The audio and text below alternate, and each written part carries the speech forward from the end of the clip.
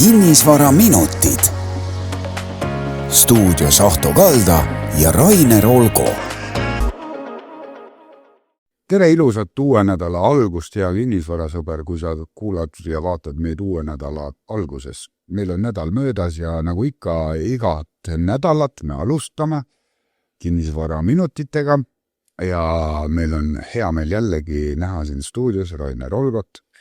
Mina ütlen ka omalt poolt, et tere hommikust või siis kui sa vaatad õhtul, tere õhtust või öö ja kui sa peaksid vaatama öösel, siis tervitused sinna öökapile. Tore, et sa kuulad. Kes kapis vaatavad ja pole välja tulnud, siis vaadake ilusti kapist edasi. Just. Mis sa täna teada? Sõber Ahto. Mina tahan teada sinu käest, miks sind üldse vaja on. See on nagu, miks sind vaja on? Mis kelle poeg sina oled? Ma mõtlen, milleks on üldse maaklerit vaja, et on olemas erinevad igasugused Facebooki grupid, kuulutused, mida iganes, kus müüakse nagu otse omanikult. Ja milleks sinna maaklerit üldse vaja? Notari aega saab ise ka ju iga üks broneerida. Raha saab ülekannet teha ka ilma maaklerita. Milleks maksta muidu sööjale? Kõigepealt on see, et eks seal on erinevad põhjused, et võib-olla räägiks kolmest. Nii. Meil on niisugune 3 põhjuse saada, eks? Nii. Et kõigepealt on, see ilus sõna on, juriidilised põhjused. Nii. Ehk siis niisugune tavakodanik, oletame, et sa ei ole jurist. Nii. Ja hakkad oma kinnisvara müüma. Ja oletame, et sa ei tea paljusid asju, nüansse ja need väikesed nüanssid, millest ma ei saa rääkida, võib-olla alati. Kas rahvakeeli, et mitte tünga saada? Et mitte tünga saada ja mis kinnisvara puhul kõige hullem on, et tünga võib saada, aga veel mõtled, et tehing sai läbi. Aha. Aga kui sa polnud valmis selleks, et sa tünga saad, siis tüngameistreid on maailm täis. Õige tüng tuleb peale müüki. Võib tulla ka peale müüki, võib tulla müügi ajal, võib tulla enne müüki ja selleks on vaja teada. Ja ma isegi ei saa öelda, mida on vaja teada, sellepärast, et see teadmine ajas muutub. Aga maakleril on siis nagu selles otseses mõttes nagu vastutus siis või? Maakleril on sellel korrektselt sujuks näiteks. Maakleril on mõningaid vastutusi, jah, selles mõttes, et maakler vastutab kõigepealt selle eest, mis tema ise on rääkinud ja kirjutanud ja teada andnud selle kõige eest.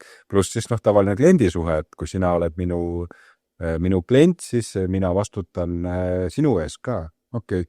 No mina saan aru, võtame kõigepealt nagu müüja poole pealt, et väga äge, maakler ise näitab, annad talle võtmed, sina ei pea ise käima seal. No see on teine teema juba. Yeah. Et kui sa võtad selle nii-öelda, aga muidu see esimene oli juriidiline, aga see näitamine, see on, jah.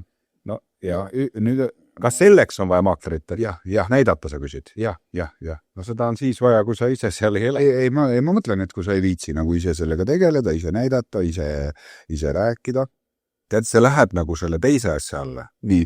Et see teine asi, et esimene oli siis juriidiline asi, et teine asi... Mitte tünga saada. Et mitte tünga saada.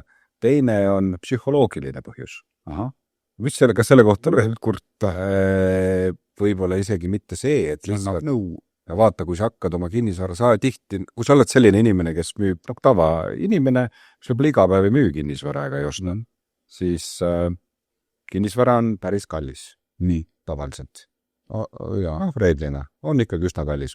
Kelle jaoks, aga suures pildist, kui sa oled selline, kelle jaoks ei ole kallis, pole vahet, aga kui ta on ikkagi suhteliselt kallis, ta võib olla kõige kallim asi, mis sul üldse on, rahalises mõttes. Ka muus mõttes, et siis on psühholoogilised põhjused on väga lihtne, pinge läheb väga suureks.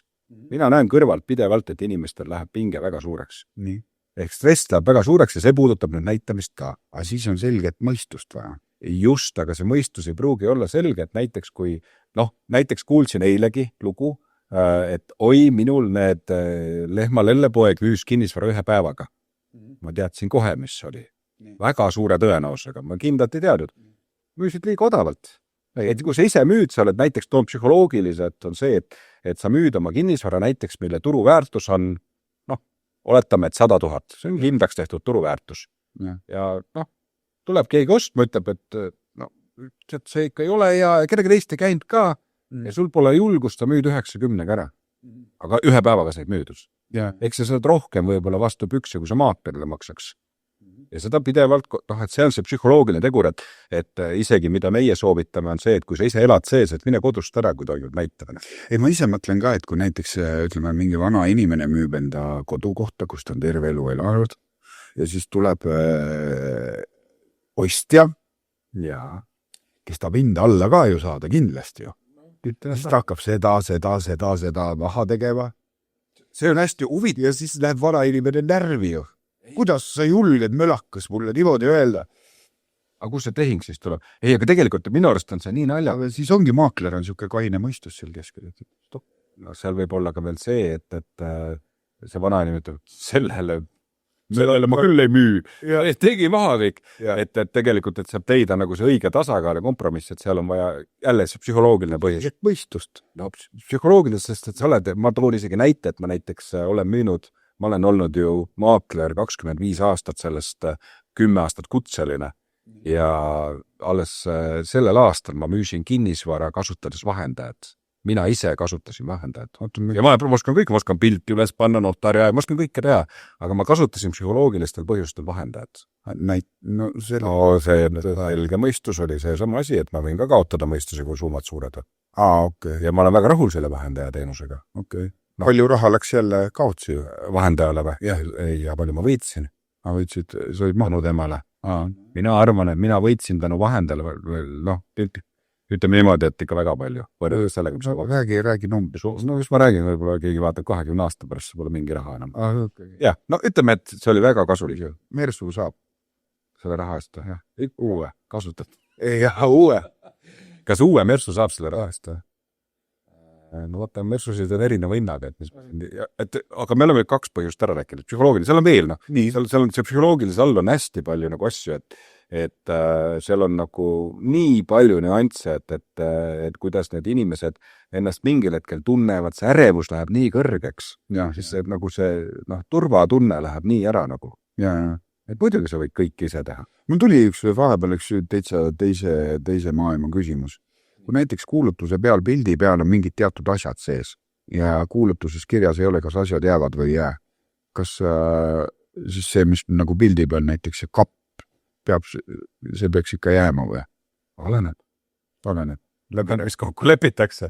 Selles mõttes, kas sa pead selle Katari ajaks on näiteks müüa ära viinud ja siis ma mõtlen, et ma tahtsin just äkki selle kapi pärast. Kujuta nüüd ette, et kui võtame need esimesed juriidilised ja psühholoogilised põhjused, eks ju. Et kuidagi tulebki see ostja niisugune kapivaras, nimetame kapivaras ja tuleb ja hakkab vinguma. Et kus sa kapi viisid ja kara 1000 maksis, ütleme korter, no see oli vähemalt 20 000 kapp, lähme kohtusse. Ja vaat siis on sul vaja maaklerit. Et see maakler peab olema nii tark ja kaval, et kui ta vähega õnnestub, ega keegi pole täiustik. Ta on kõrvaline isik, kes siis tegeleb selle kapivargaga. Maakler on siis ikkagi pool psühholoogi ka. Ikka ja see väga oluline, see psühholoogiline. Vahepeal jälle üks küsimus tekkis vahel. Ütleme, me kunagi võib-olla teeme eraldi saate, kuidas saada maakleriks. Aga see on, ütleme, mingi kool on ka olemas. On võimalik omandada teadmisi koolis. Kas koolis on siis eraldi nagu psühholoogia tund ka? Tallinna majanduskoolis pead vaatama, et seal on eraldi ained ja see lõpeb siis kutseeksamiga, et see on selline maakleri lugu ja on veel erinevaid nii-öelda. Kunagi eraldi saate sellest, jah. Ja kutsume võib-olla külla mingi koolipapa. Jah. Et siis oleks äge õpilase ka, kes pole kunagi olnud. No sa oled juba kohal. Mina olin. 15 aastat ei saa.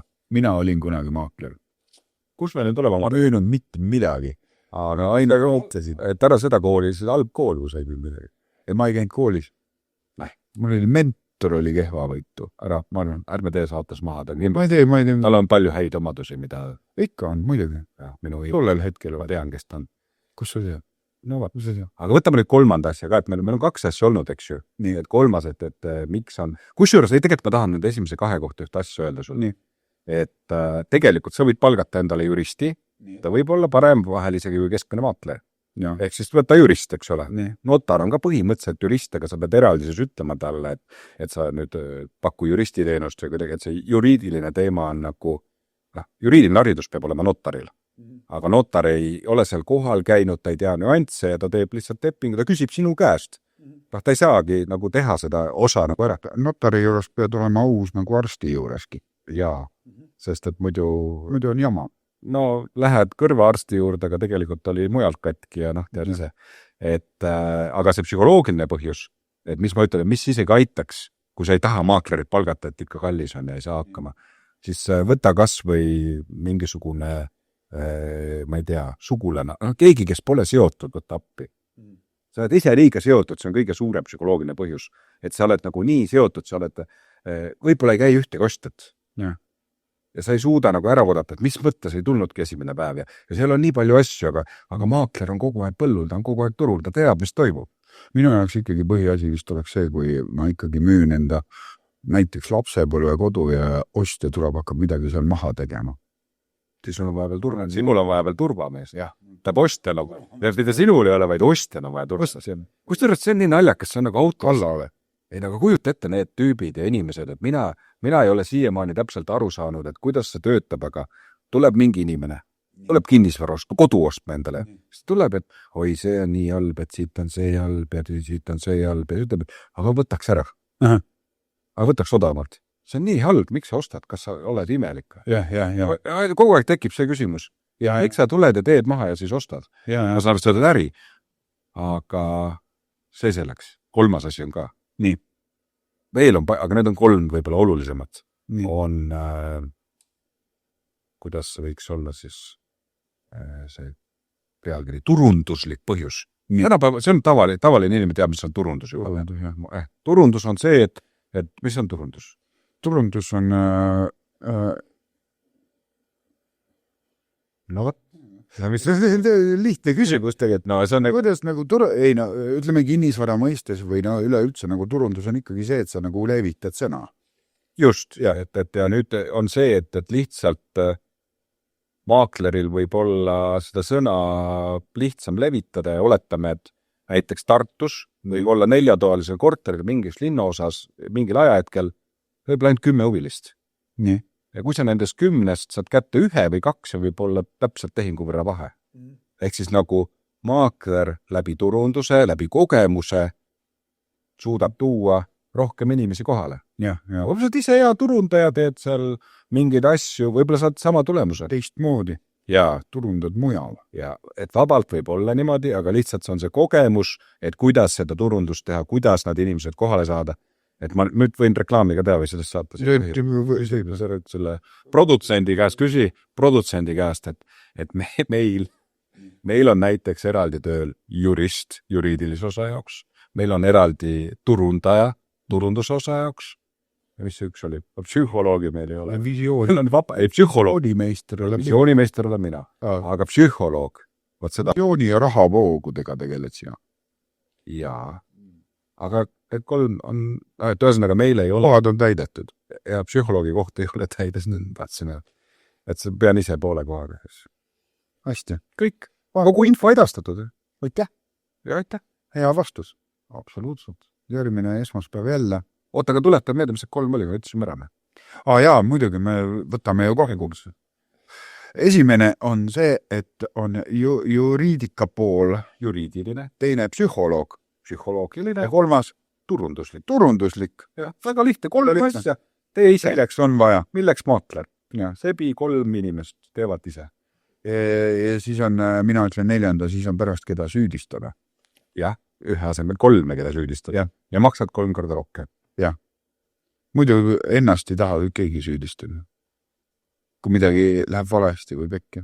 No aga aitäh siis kõigile. Aitäh sulle. Aitäh, kes sa kuulasid öösel. Aitäh hommikukuulajale. Aitäh, kes sa võtad ja jagad seda sõbrale.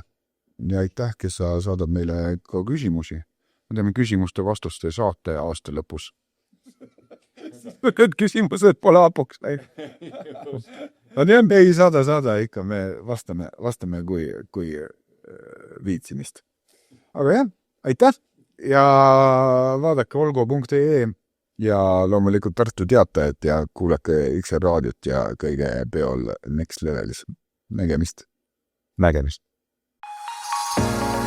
Kinnisvaraminutid. stuudios Ahto Kalda ja Rainer Olgo.